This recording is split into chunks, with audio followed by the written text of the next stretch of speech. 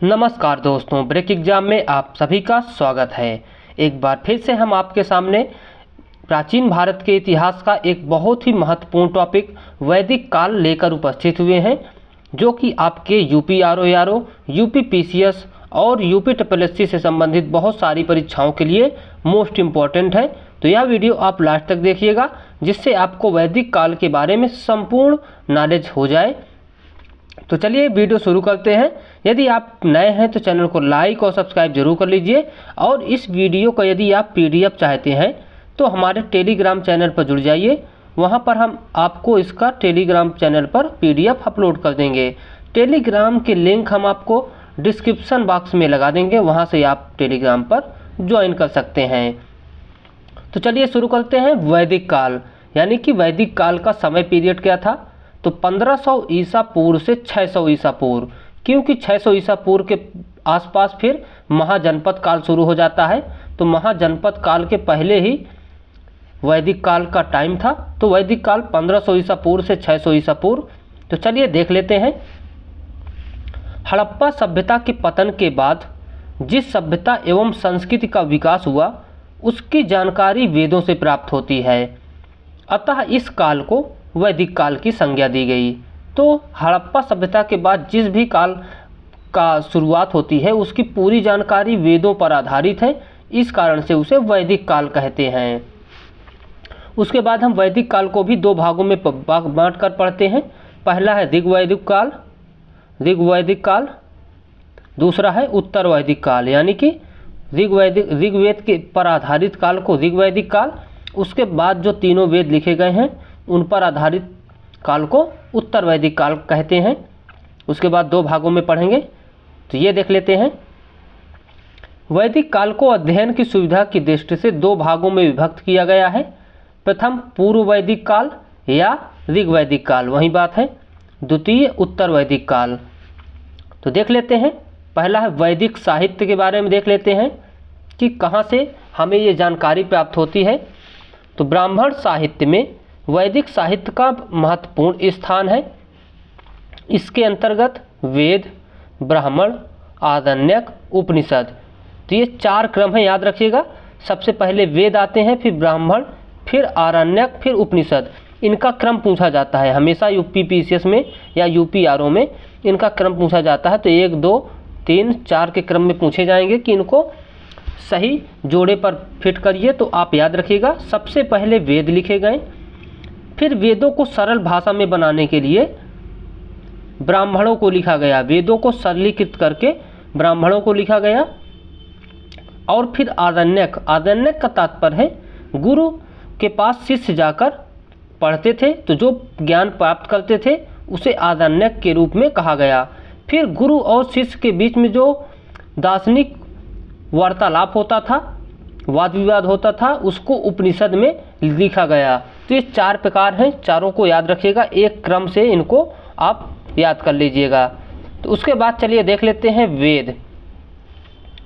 वैदिक साहित्य में सबसे महत्वपूर्ण स्थान वेदों का है।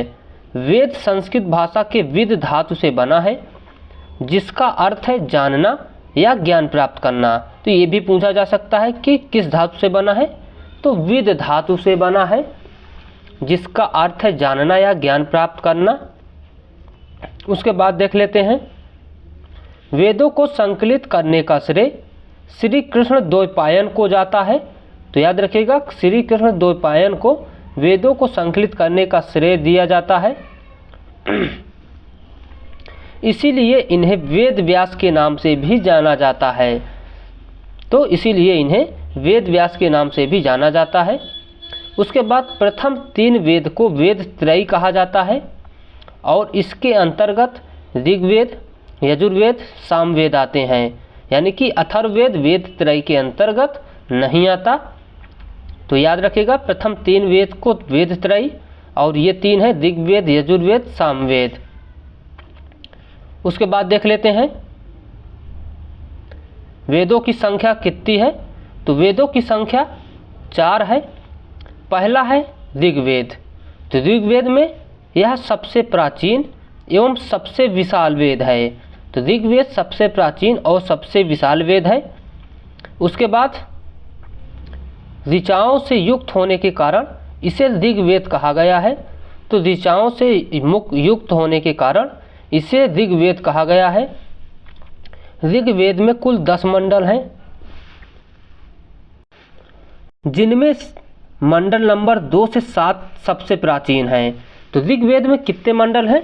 10 मंडल हैं और 2 से 7 तक के सबसे प्राचीन मंडल हैं। उसके बाद मंडल नंबर 8 कण्व ऋषि एवं अंगिरस से संबंधित है। तो मंडल नंबर 8 कण्व ऋषि एवं अंगिरस से संबंधित है। और मंडल नंबर 9 सोमदेव से संबंधित है।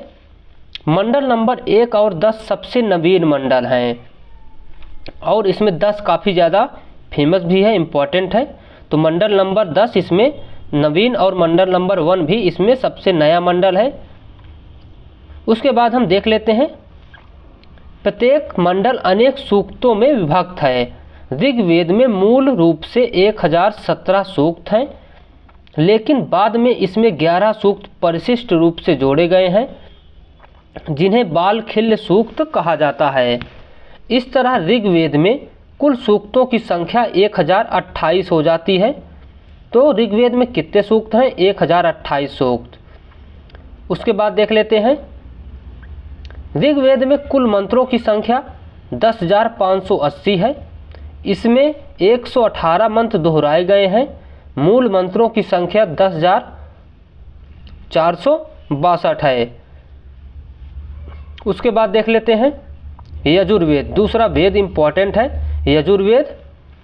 तो यजु यानी कि यज्ञ, यज्ञ अर्थात यज्ञ से संबंधित होने के कारण इसे यजुर्वेद कहा गया है।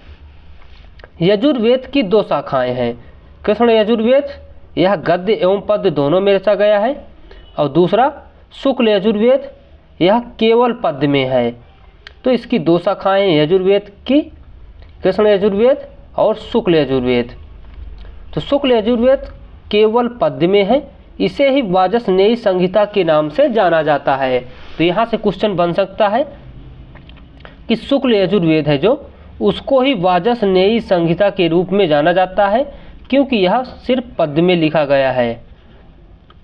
पद्य यानी कि कविता रूप में, श्लोक रूप में। तीसरा वेद है सामवेद।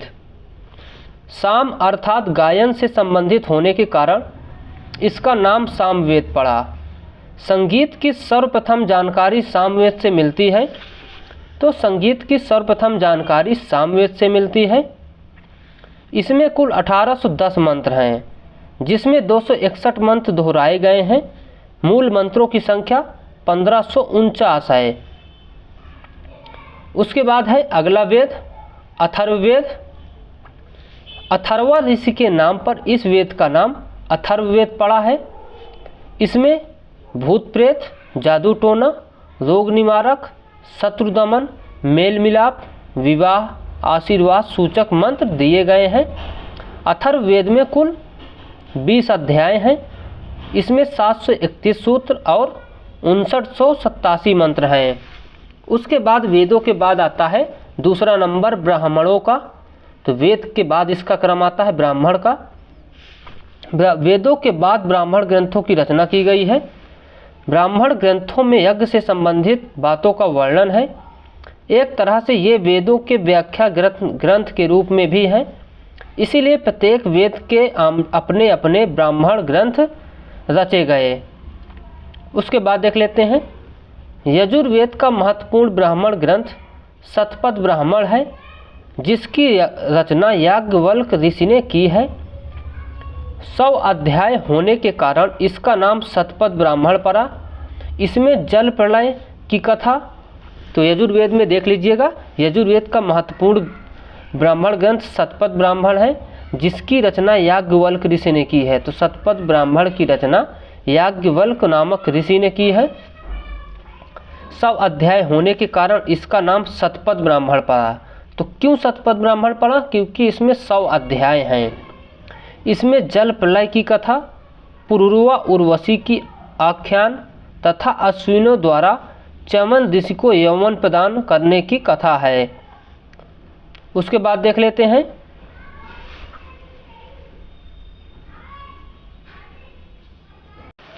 सामवेद का महत्वपूर्ण ब्राह्मण ग्रंथ पंचविंश ब्राह्मण है। तो सामवेद का महत्वपूर्ण ब्राह्मण ग्रंथ क्या है? तो पंचविंश ब्राह्मण, जिसकी रचना तांडय ऋषि ने की है। तो सामवेद का पंचविंश ब्राह्मण, इसकी रचना तांडय ऋषि ने की है, इसीलिए इसे तांड ब्राह्मण के नाम से भी जाना जाता है। इसी में व्रात्य सोम यज्ञ का वर्णन है। इस यज्ञ के द्वारा अनादियों को आद्य समूह में सम्मिलित किया जाता था। सामवेद का दूसरा ब्राह्मण खटविट ब्राह्मण है। तो खटविश ब्राह्मण है, जिसकी रचना अद्भुत ऋषि ने की है, इसीलिए इसे अद्भुत ब्राह्मण के नाम से भी जाना जाता है।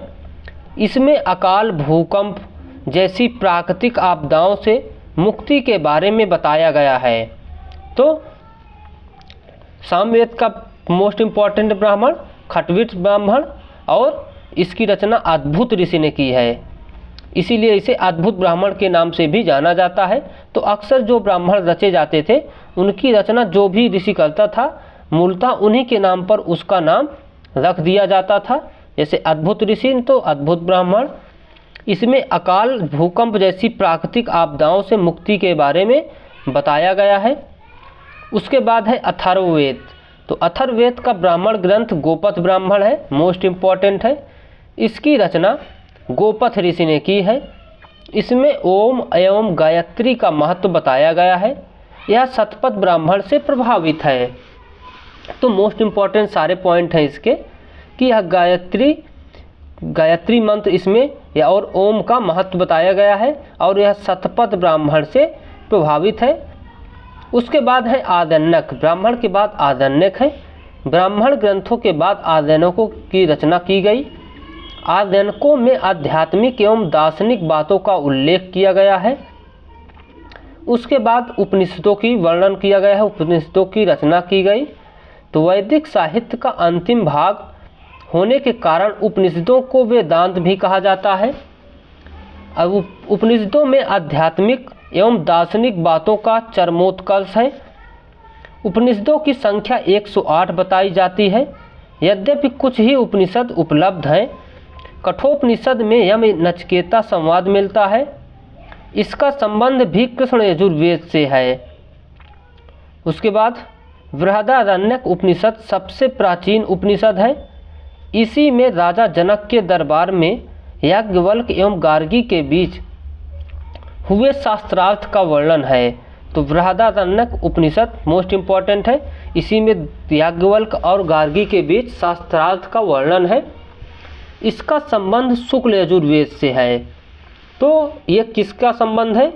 जो बृहदारण्यक उपनिषद है, इसका किस वेद से संबंध है? तो शुक्ल यजुर्वेद से इसका संबंध है। उसके बाद देख लेते हैं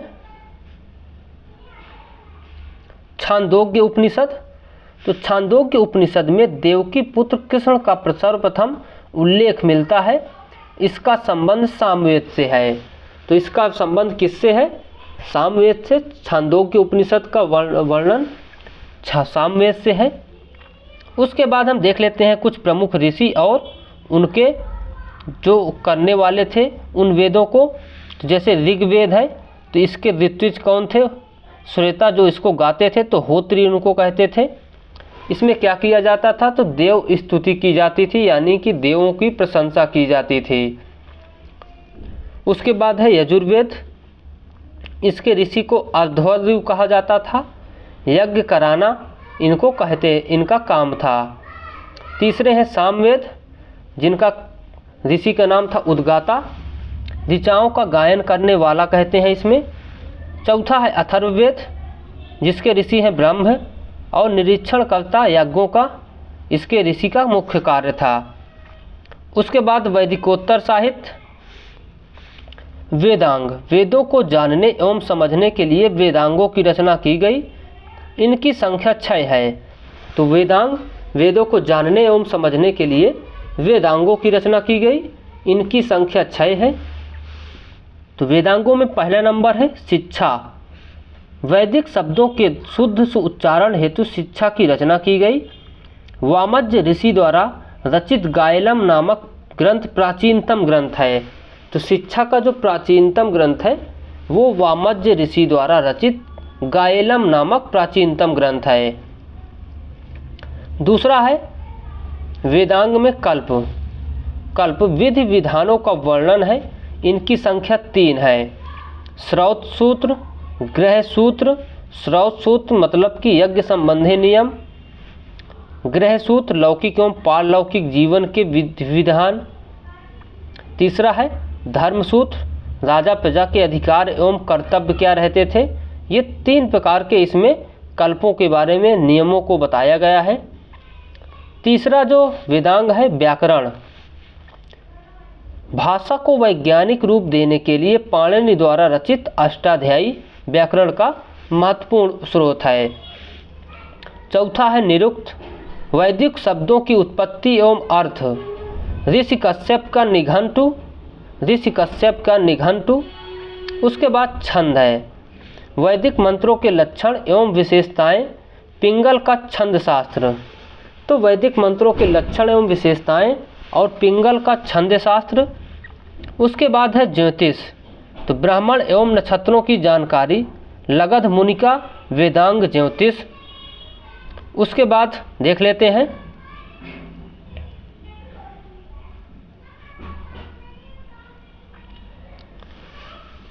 स्मृतियों के बारे में देख लेते हैं।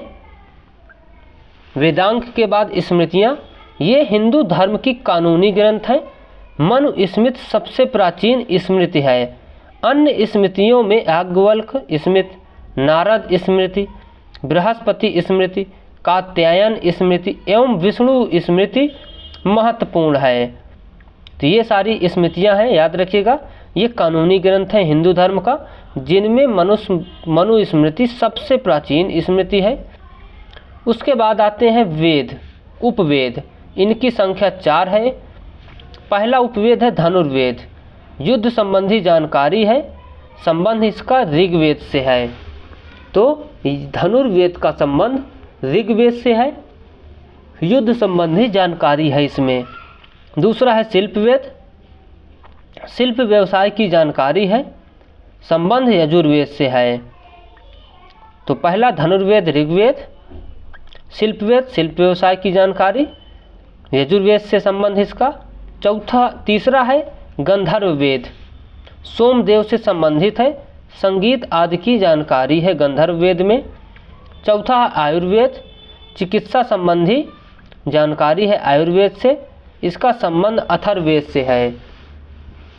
तो आयुर्वेद का अथर्ववेद से चिकित्सा संबंधी जानकारी।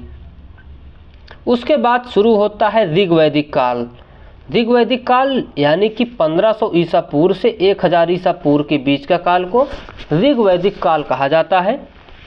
ऋग्वैदिक आदियों का भौगोलिक ज्ञान क्या था। तो ऋग्वैदिक आदियों के भौगोलिक ज्ञान की जानकारी ऋग्वेद में वर्णित पर्वत, पत्थर, मरुस्थल एवं नदियों के नाम से होती है। तो ऋग्वैदिक आदियों के भौगोलिक ज्ञान की जानकारी ऋग्वेद में वर्णित पर्वत, मरुस्थल एवं नदियों के नाम से होती है। ऋग्वेद में हिमवंत अर्थात हिमालय पर्वत एवं उसकी मंजूवत या मुंजवंत नामक चोटी का उल्लेख मिलता है। उसके बाद ऋग्वेद के नदी सूक्त में कुल 25 नदियों का उल्लेख मिलता है। यद्यपि संपूर्ण वैदिक साहित्य में 33 नदियों का उल्लेख मिलता है। उसके बाद ऋग्वेद में सिंधु नदी का उल्लेख सर्वाधिक बार मिलता है। सरस्वती नदी आदियों की सबसे पवित्र नदी थी। इसे नदीतिमा कहा गया है। तो सरस्वती नदी आदियों की सबसे पवित्र नदी थी। इसे नदीतिमा कहा गया है। उसके बाद ऋग्वेद में वर्णित अंतिम नदी गोमती है। ऋग्वेद में यमुना नदी का 3 बार एवं गंगा नदी का 1 बार उल्लेख मिलता है। उसके बाद देख लेते हैं राजनीतिक जीवन क्या था ऋग्वेद काल का। तो ऋग्वैदिक आदि अनेक कबीलों में विभक्त थे। कबीले को जन कहा जाता था और जन का मुखिया ही राजा कहलाता था। राजा का पद वंशानुगत होता था। तो इस प्रकार से ऋग्वैदिक काल का राजनीतिक जीवन था। राज्य का लोकप्रिय स्वरूप राजतंत्रात्मक था।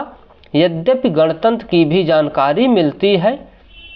राजा को जनस्य गोप्ता अर्थात जन का रक्षक तथा पुराभेता अर्थात दुर्गों को भेदन करने वाला कहा गया है। तो राजा को क्या उपाधियां दी गई थी उस समय? जनस्य गोप्ता और पुराण भेता।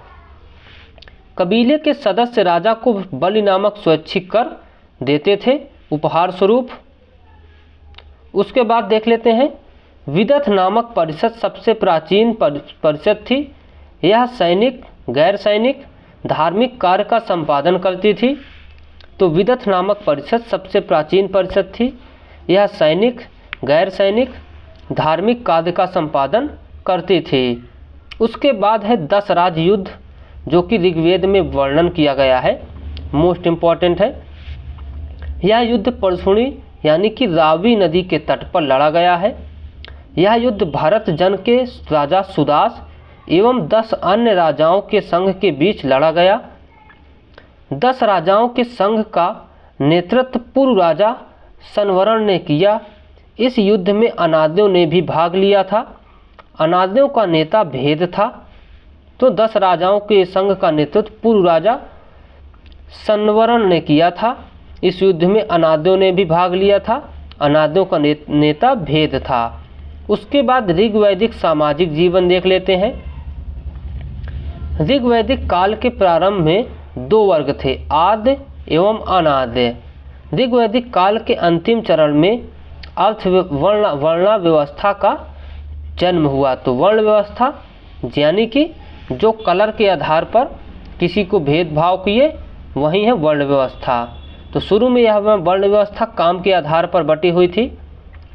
उसके बाद देख लेते हैं, ऋग्वेद के 10वें मंडल में के पुरुष सूक्त में सर्वप्रथम 4 वर्णों की उत्पत्ति बताई गई है। तो पुरुष सूक्त यानी कि ऋग्वेद का 10वां मंडल मोस्ट इम्पॉर्टेंट है, नोट करिएगा। पुरुष सूक्त में किसके बारे में बताया गया है? 10 या 4 वर्णों की उत्पत्ति के बारे में। पुरुष सूक्त में एक विराट पुरुष के मुख से ब्राह्मण, बाँह से राजन्य यानी कि क्षत्रिय, जांघ से वैश्य तथा पैर से शूद्र की उत्पत्ति बताई गई है। उसके बाद देख लेते हैं, इस काल में अस्पृश्यता यानी कि छुआछूत की परंपरा नहीं थी। शूद्रों द्वारा दिया गया दान ब्राह्मणों को स्वीकार्य था। उसके बाद परिवार का स्वरूप पितृसत्तात्मक था। परिवार का मुखिया पिता या बड़ा भाई होता था। उसके बाद विवाह एवं स्त्रियों की दशा, सामान्यतः एक विवाह की प्रथा थी, यद्यपि बहु विवाह का भी उल्लेख मिलता है। इस काल में बाल विवाह की प्रथा नहीं थी। युवावस्था में कन्या का विवाह होता था। इस काल में दहेज प्रथा भी विद्यमान थी, जिसे वहतू कहा जाता था। विधवा विवाह की सामान्य प्रथा नहीं थी, लेकिन विशेष परिस्थिति में विधवा नियोग प्रथा अपना सकती थी। उसके बाद अंतरजातीय विवाह होते थे। ये 2 प्रकार के थे। पहला था अनुलोम विवाह, इसमें पुरुष उच्च वर्ण का एवं स्त्री निम्न वर्ण की होती थी। तो इसमें पुरुष उच्च वर्ण का और स्त्री निम्न वर्ण की, तो इसे अनुलोम विवाह कहा जाता था। दूसरा है प्रतिलोम विवाह, इसमें पुरुष निम्न वर्ण का एवं स्त्री उच्च वर्ण की होती थी। उसके बाद स्त्रियों की दशा, इस काल में स्त्रियों की दशा अच्छी थी। इस काल में बहुत सी महिलाएं विद्वान हुई, जैसे उन महिलाओं में लोपामुद्रा, घोषा, सिकता, नीवावरी, रोमसा, अपाला, विश्ववारा आदि इस काल की विदुषी महिलाएं थीं। उसके बाद आर्थिक जीवन देख लेते हैं। तो अर्थव्यवस्था का स्वरूप जनजातीय था, अर्थात जीवन निर्वाह की अर्थव्यवस्था थी। उसके बाद पशुपालन देख लेते हैं, कौन कौन से पशुओं को ये पालन करते थे। तो ऋग्वैदिक आदियों का जीवन अस्थायी था, अतः इनका मुख्य व्यवसाय पशुपालन था। गौण रूप से यदि कहा जाए तो व्यवसाय था कृषि, लेकिन मुख्य रूप से इनका पशुपालन था। आदियों का सबसे महत्वपूर्ण पशु गाय थी, मोस्ट इम्पॉर्टेंट पॉइंट। गाय के नाम पर ही जीवन के गतिविधियों का नामकरण किया जाता था। आद्य हाथी से भी परिचित थे, लेकिन बाघ का उल्लेख नहीं मिलता है। उसके बाद कृषि देख लेते हैं। कृषि, ऋग्वैदिक आदियों का जीवन अस्थायी था, अतः कृषि का अधिक विकास नहीं हुआ। लकड़ी के बने बड़े बड़े हलों से खेतों की जुताई की जाती थी। हल को लागन कहा जाता था। लागन तो लागल कहा जाता था, तो याद रखिएगा हल को क्या कहा जाता था, लागल। 6, 8 और 12 बैलों द्वारा हल को खींचे जाने का उल्लेख मिलता है। ऋग्वैदिक आद्य केवल यव यानी कि जौ से परिचित थे, जिसे धान्य भी कहते थे। उसके बाद व्यापार देख लेते हैं। तो पणि नामक समुदाय व्यापार कार्य में निपुण थे। आद्य पणि से घृणा करते थे। पणि अपनी कंजूसी के लिए प्रसिद्ध थे। उसके बाद धार्मिक जीवन देख लेते हैं। ऋग्वैदिक देव मंडल में देवियों की तुलना में देवता महत्वपूर्ण हैं।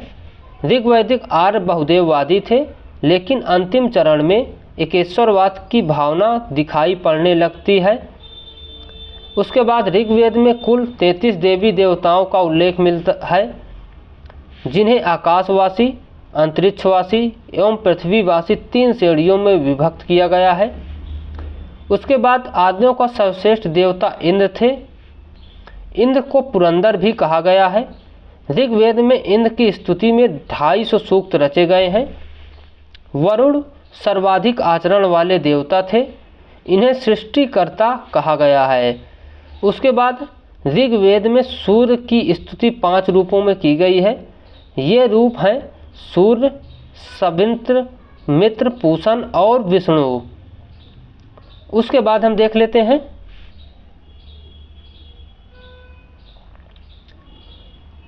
संवृत्तु। सविता की स्तुति में ही प्रसिद्ध गायत्री मंत्र की रचना की गई है। तो इसी सवित्री यानी कि सविता की स्तुति में ही प्रसिद्ध गायत्री मंत्र की रचना की गई है। ऋग्वैदिक मंत्र ऋग्वेद के तीसरे मंडल में है। ये मोस्ट इम्पॉर्टेंट पॉइंट है, याद रखिएगा कि ऋग्वेद गायत्री मंत्र है वो ऋग्वेद के तीसरे मंडल में है। इसके दृष्टा विश्वामित्र हैं। तो दोस्तों आज का वीडियो में बस यहीं तक। कल अगले वीडियो में हम चर्चा करेंगे ऋग्वैदिक काल के बाद के काल की, उत्तर वैदिक काल की। लेकिन आज की वीडियो में बस इतना ही। उम्मीद है आपको वीडियो पसंद आया होगा, और यदि आपको वीडियो पसंद आया हो तो चैनल को लाइक और सब्सक्राइब जरूर कर लें। और इसका वीडियो का आप PDF चाहते हो तो टेलीग्राम पर जुड़ जाइए, वहाँ से हम आपको इसका PDF अपलोड कर देंगे। Thank you, bye.